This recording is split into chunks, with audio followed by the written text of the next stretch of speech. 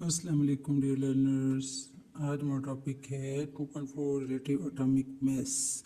Relative का मतलब होता है कंपैरिजन करना, एक चीज़ को दूसरी चीज़ के साथ रिलेट करना।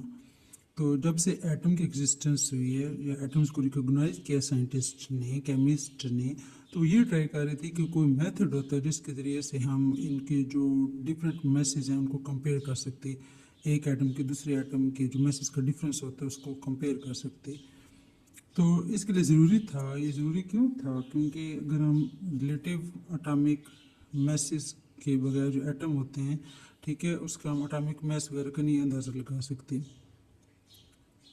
हम रेशो को भी नहीं पता चलता कि जो एटम हमें पता है उनकी रेशो कितनी है, तो हम रिएक्टेंट्स को मिक्स कर देते हैं जब केमिकल रिएक्शन और होता है। 1961 में केमिस्ट ने अडॉप्ट किया न्यू स्केल जो कि रिलेटिव मैसेज ऑफ एटम को मेजर करने के लिए यूज़ होता है, उसको रिलेटिव एटॉमिक मैस कहते हैं।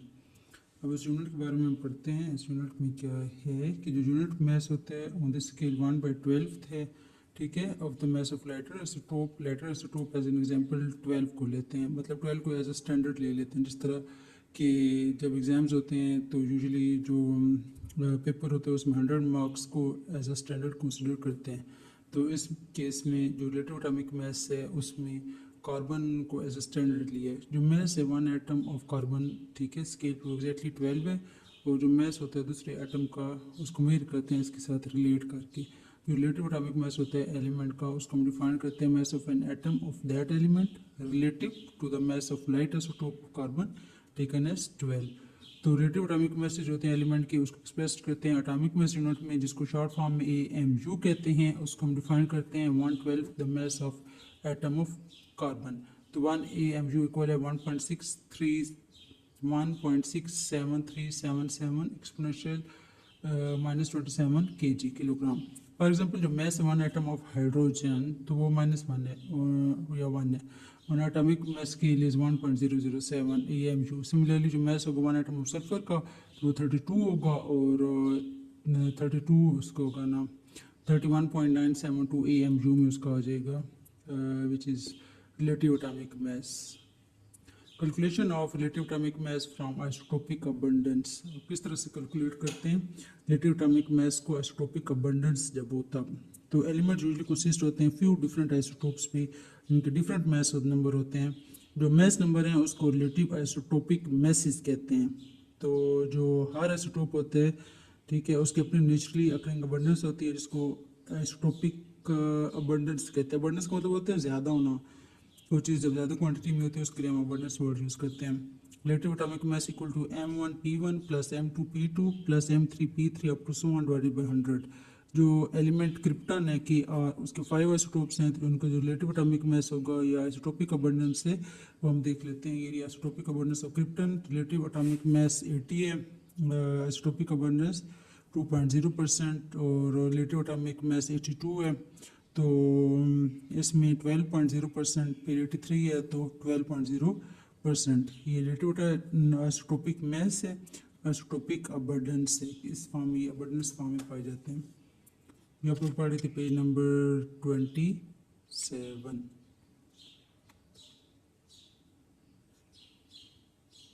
अब इसमें 84 है तो अबंडेंस में 57.0 है, 85 है तो 17.0% है। फिर इसकी एग्जांपल है, sample example number 1 relative atomic mass of krypton. तो इसकी वैल्यू सिंपली इनपुट कर देनी है, 80 मल्टीप्लाई बाई 2 कर देना है, ठीक है। जिस तरह से जो इसके होंगे ना relative isotopic mass, relative isotopic mass को मल्टीप्लाई करना है आइसोटोपिक अबंडेंस के साथ। तो यहाँ पे 80 है तो उसको मल्टीप्लाई करेंगे 2.0 के साथ, 82 को 12 के साथ, 83 को 12 के साथ।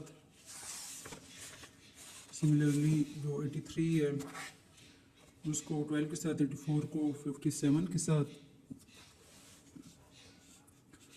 फिर 85 को 17.0 के साथ, इसके साथ मल्टीप्लाई करके डिवाइडेड बाय 100 करना तो 83.7 आंसर आ गया। सैम्पल एग्जांपल नंबर 2 है, calculate the relative atomic mass of light isotope of chlorine when it is relative atomic mass is 35.45। तो रिलेटिव एटॉमिक मास अबंडेंस क्लोरीन की 37 है, तो 24.23%। इसकी क्या है हमारे पास आइसोटोपिक अबंडेंस। आइसोटोपिक अबंडेंस के साथ परसेंटेज का साइन आता है।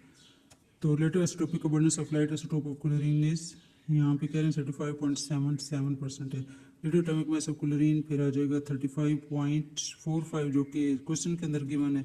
Relative atomic mass of chlorine, chlorine multiply by 75.77 relative isotopic abundance of light isotope of chlorine, उसको प्लस कर लेना है 37 के साथ। रिलेटिव आइसोटोपिक अबंडेंस क्लोरीन की 37 के साथ मल्टीप्लाई कर देने 24.23 के साथ, जो कि relative isotopic abundance of chlorine 37, relative isotopic abundance of chlorine 37 के 24.23, relative isotopic abundance of light isotope of chlorine की है 75.77%, रिलेटिव एटॉमिक मास क्लोरीन के 35.45 है। जितनी भी वैल्यूज़ है ना, क्लोरीन मल्टीप्लाई बाई 75.77 प्लस कर लेना है 37 में, क्लोरीन 37 में, फिर मल्टीप्लाई कर देना है 24.23 के साथ, फिर इनको कैलकुलेट कर लेना है। रिलेटिव एटॉमिक मास क्लोरीन 35.45 इनपुट करेंगे वैल्यू, फिर chlorine multiply 75.77 plus 37 multiply by 24.23 divided by 100, ये इधर ही रहेगा, ये इसकी इधर जाकर मल्टीप्लाई हो जाएगा, दूसरी साइड पे यहाँ पे डिवाइड हो रहा है, इधर जाके मल्टीप्लाई हो जाएगा। Chlorine multiply by 75.77 plus 37 multiply by 24.23 इधर ही रहेगा। फिर इनको आपस में प्लस मल्टीप्लाई कर लेंगे, तो 70 इसको आपस में मल्टीप्लाई करेंगे, तो ये आंसर, इसका जो आंसर आएगा उसको इधर लेकर गए 35.45 माइनस 896.51, ये वाली वैल्यू एज इट इधर ही रही है। फिर क्लोरीन कॉमन ले लेना है, इनको माइनस करेंगे, और ये वाला जो है इधर मल्टीप्लाई हो रहा है 75.77 क्वेश्चन की दूसरी साइड पे जाके डिवाइड हो जाएगा, इसको डिवाइड करेंगे तो 34.95 आ जाएगा। तो relative atomic mass of light isotope of chlorine हमारे पास क्या आएगा 34.95, ये इसका आंसर है। तो लिटिल बिट इसकी ये कैलकुलेशन थी, जो कि मैंने पूरी कोशिश की आपको एक्सप्लेन करने की, समझाने की। चैप्टर एंड हो गया, इसकी की पॉइंट्स हैं एक्सरसाइज की, पेज नंबर 29 है।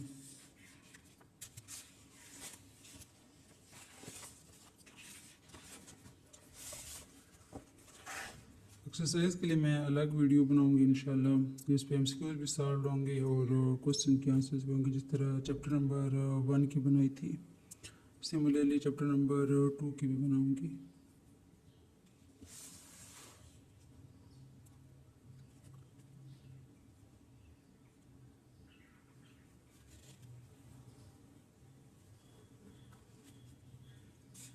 इन्वेस्टिगेटिव क्वेश्चंस, बस नेक्स्ट चैप्टर स्टार्ट हो रहा है, केमिकल बॉन्डिंग, चैप्टर नंबर 3। तो चैप्टर नंबर 2 की थ्योरी कवर होगी, अब एक्सरसाइज रहती है, उसके लिए अलग वीडियो होगी इंशाल्लाह, वो आपके लिए हेल्पफुल होगी। तो इसके साथ आज का लेक्चर एंड होता है। रखिए अपना ढेर सारा ख्याल और मुझे दुआ में याद रखिएगा। मिलते हैं अगली वीडियो में, तब तक के लिए अल्लाह हाफिज़।